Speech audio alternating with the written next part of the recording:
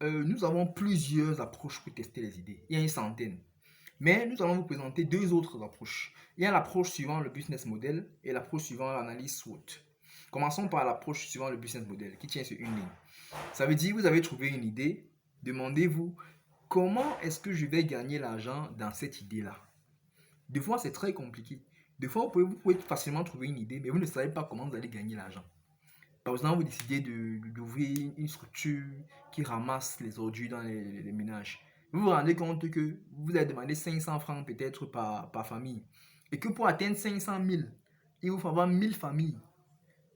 Du coup, techniquement, vous savez que ce n'est pas possible parce que dans votre communauté, il y a peut-être une centaine de familles. Et si vous calculez 500 francs par 100, ça vous fait à peine 50 000, qui ne correspond même pas déjà à votre loyer ou bien à votre salaire. Il faut donc réfléchir avant de valider l'idée sur comment est-ce que je vais gagner l'argent dans ce projet-là. Si c'est que c'est très compliqué, si c'est que l'équation est vraiment très difficile, c'est dur de gagner l'argent, ou bien de savoir comment gagner l'argent, première étape avant de valider l'idée, c'est de réfléchir comment je vais gagner l'argent dans ce projet-là. Comment est-ce que je vais réussir à m'en sortir dans ce projet? Si c'est pas possible, eh ben c'est pas possible. Eh ben c'est pas possible, changer d'idée, tout court. Tout comme l'analyse SWOT. C'est une matrice qu'on va voir plus tard, lorsqu'on verra comment monter les projets. Mais vous pouvez valider votre projet ou bien annuler votre projet en vous servant de l'analyse SWOT ou bien FFOM, qui veut dire force, faiblesse, opportunité, menace. Vous avez eu une idée. Demandez-vous, dans cette idée-là, quelles sont mes forces, quelles sont mes faiblesses, quelles sont les opportunités offertes par l'environnement et quelles sont les menaces. Si vous vous rendez compte que vous n'avez pas beaucoup de force dans ce projet, il faudra recruter.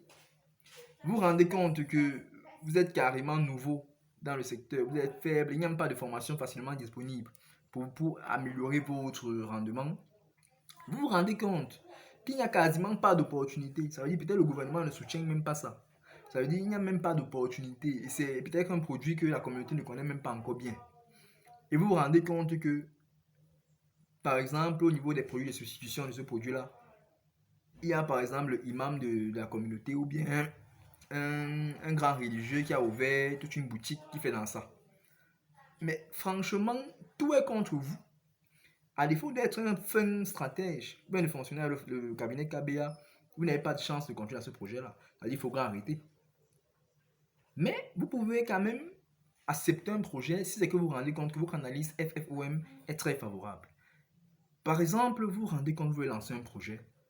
Au niveau des forces, vous êtes capable, à vous seul, de gérer au moins 4 emplois dans l'entreprise. Ça veut dire directeur, responsable de production, responsable marketing. Ça veut dire que vous avez des forces spécifiques dans ce projet-là. Au niveau de vos faiblesses, les faiblesses sont peut-être minimes. Déjà, je suis nouveau dans le secteur, je ne connais pas encore très bien le marché. Ben ça, vous pouvez apprendre sur le tas. Au niveau des opportunités, par exemple, ça résout un problème de la communauté. Ça veut dire qu'il est possible qu'un jour, vous receviez par exemple une subvention du gouvernement ou bien des élites de la communauté et qu'au menace, il n'y a pas grand-chose. Il n'y a que deux petits concurrents qui se débrouillent. Par exemple, dans le pressing, il n'y a que deux laveurs là, qui essaient de laver les habits à leur niveau. Mais voilà une opportunité. Ça veut dire que là, vous décidez de vous lancer dans ça et votre projet n'est que testé positif. Positif, pas dans le sens médical. Ça vient d'être testé positif dans le sens entrepreneur, ça veut dire que c'est très bon. Vous pouvez maintenant continuer. Et après cette étape-là, maintenant, pour finir, parce que là, c'est notre dernière vidéo, après l'étape de vous avez validé votre projet, vous devez passer automatiquement à l'étape de valider sur le terrain. C'est-à-dire, vous allez regarder sur le terrain si effectivement ça va pour confirmer en fait vos études que vous avez fait sur le terrain. Mais après, l'étape suivante direct, c'est monter votre business plan. Parce que plus vous perdez le temps à monter votre business plan, plus d'autres personnes à qui peut-être vous avez posé la question relativement à votre projet pourront dire, ben, voilà une idée là-bas, je peux faire ça. Mais plus rapidement vous montez votre projet, plus rapidement vous avez une avance. C'est-à-dire, lorsque eux décideront de monter leur projet, vous serez déjà au moins en avance. Et là, vous serez au niveau de la recherche de financement.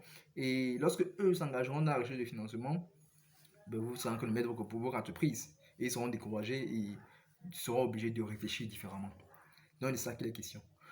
Nous espérons... Bon, je vais faire une autre vidéo pour clôturer. Merci.